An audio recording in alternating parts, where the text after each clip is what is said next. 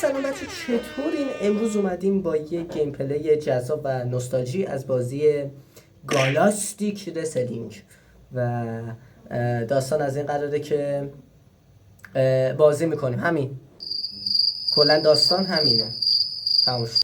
خب برای گیم پلی ما از همون اول داستان اینو بگم بهتون، این بازی این همه کرکتر رو از اول نداره. من رفتم کدشو پیدا کردم که همه اینو باز شه دیگه، راحت باشیم.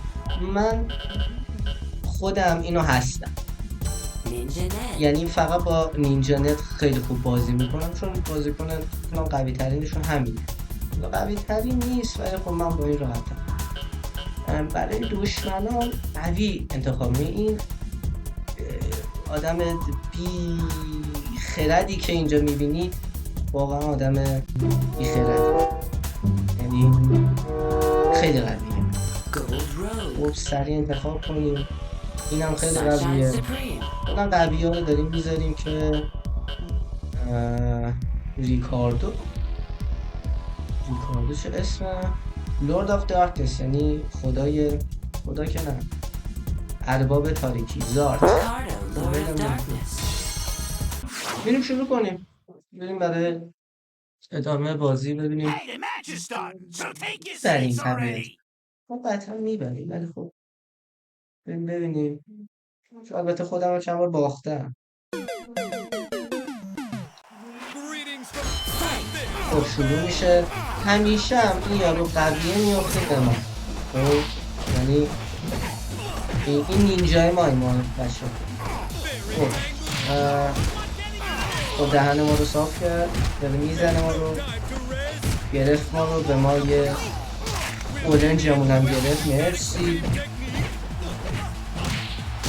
یه لحظه وایسا، من مدعی این بازی هم دکمه ها جابجا شده بود بچه ها، وگرنه که من بلدم. من بابا ناموس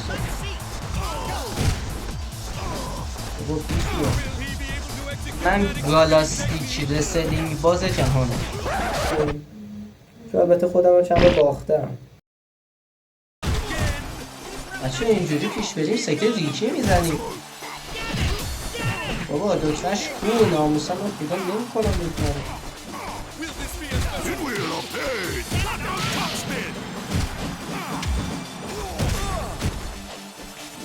چونم رفت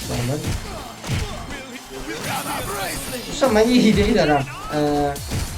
ما میتونیم اینجا فر بخوریم و باعث بشیم که اینا خودشون رو بزن. یعنی چجوری؟ الان بهتون نشون میدم. خب گول خوردیم و سرمون کلا رفت. الان مشت علکی هم خوردیم از اون و دیدمون نصر جواب نداد. بچه باختیم این بچه. اونجا دکمه شد بچه این مچ باختیم بچه. کمترین جون ما رو این الان.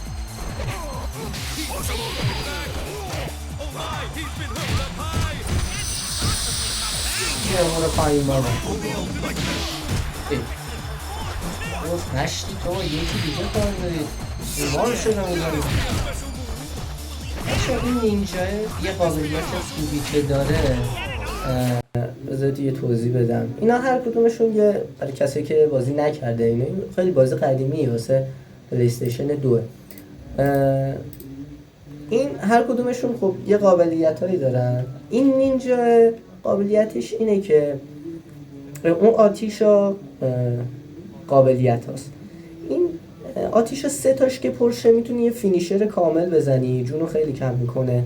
اگه یه دونه پرشه فینیشر تکنیک های ارزونو میدونی زیاد جونو کم نمیکنه. 2 تاشه خب بیشتر به مراتب کمتر میکنه. 3 تاشه که دیگه گفتم فینیشر کامله. نینجا چیه قدرتش؟ خودشون یعنی جاشو عوض میکنه با یارو. شاید هم دیدید خودشو جاشو عوض میکنه با یارو.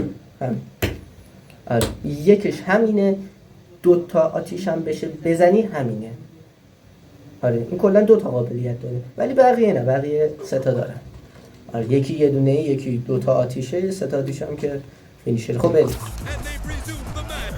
فعلا که این خوابیده.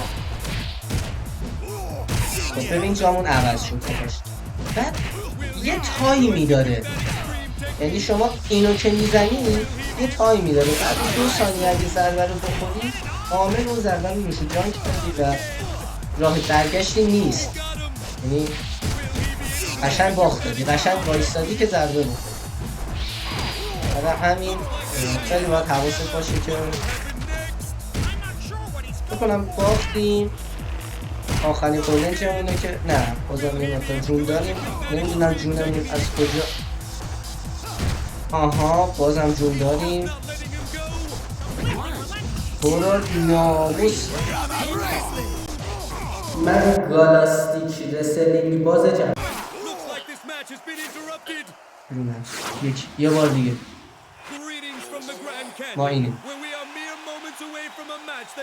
گیان بزنم تو این دارم.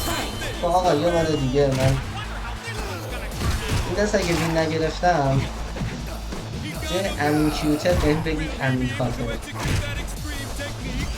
بوداخه هم افتاده به ما، حواستون هست اون دو تا دارم اش میکنن، این اون دمیجی نمیده، اون یکی اصلا گردن نمیگیره، ولی این معتبری یه ضربه زد اینقدر جونمونه اینقدر. آقا بستی حالا یه دونه زدی کافی یادش کوکودو زدم. ببین این الان ضربه شو داره انگار به خودش میزنه، چقدر جونش رفت چیان. نام دکو خب چی شد؟ چی زدی بدبخت؟ بلن بچه جلوییم، خیلی جلوییم. حالا اینو بلند میکنیم و فینیشرمون رو میزنیم و تمام. این فینیشرمون خیلی منطقی فینیشر داشت. این بازی کلا خیلی منطقیه، یعنی بر اساس منطق طراحی شده، حرکت ها واقعی، فنا واقعی. من که راضیم. خب بریم برای نبرد.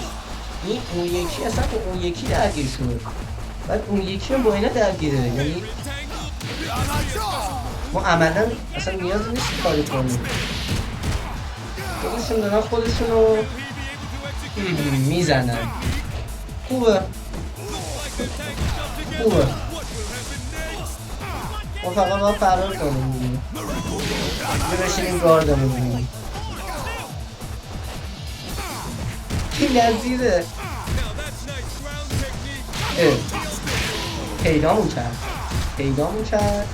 پیدامون کرد نقشمون رو خوند، برای همینم ما باید ادبش کنیم. بیشترین جونم این داره، اینش تقریبا اندازه ماست.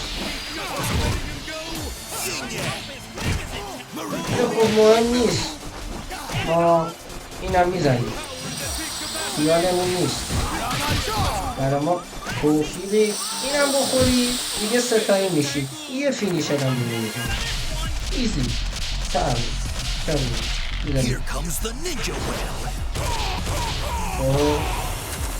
یه پسی میزنی تو سرش. خب اینم پا میشن میگه بابا پاشو بابا صبح شد. ای بابا باشیدارش نمی کردیم، داگاسکاستا زدیم. یه فرار ریز میزنی بلندش میکنه میگه پاشو داداش، یه برگردی میزنی روش جواب نمیده و ما رو از 3 متر فاصله پرت میکنه پایین. بچه اینا قداشون هم نرمال نیست، یعنی این مکعبه الان در واقع مشخصاتش رو بیارم، این مکعبه 3 متره یا 5 متره نمیدونم. آره خیلی بلنده. شما حساب کن ما داریم با اینا میجنگیم. خب یکیشون پس شد، ما بسیاریم همون بود. خدا لعنت کنه. الان ما موندیم این که جونش کن. خب این هم با اون درگیر شه دیگه رو بزنن دیگه. خب یه استراحتی کن، من برم یه چایی بریزم بیام.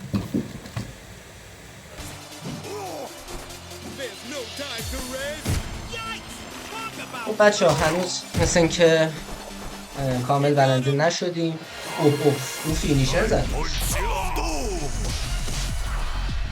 این فنش 9 درجای وسیعه، یعنی 3 تا 4 تا 5 تا ضربه دستش و اینم آخریش 9 تا ضربه بهش میزنه دیگه. اینم آخریه که جلوه خوبی نداره به نظرم. یه روخی هم میگیره و ما اینم آب شد. ما موندیم و این یه دو خمشو میگیری، ضربتو میزنی، بلندش میکنی، یه تکنیک میزنی، بازی ها عوض میشه و میگی که 3 ثانیه رو بگیره.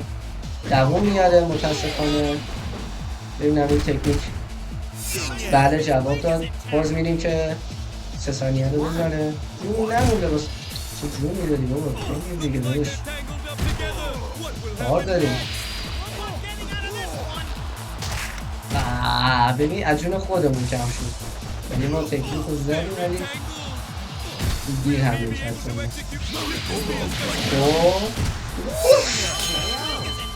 و تمام با تکنیک خودش مرد. تمام. خیلی حال داد. این بازی سبکیه.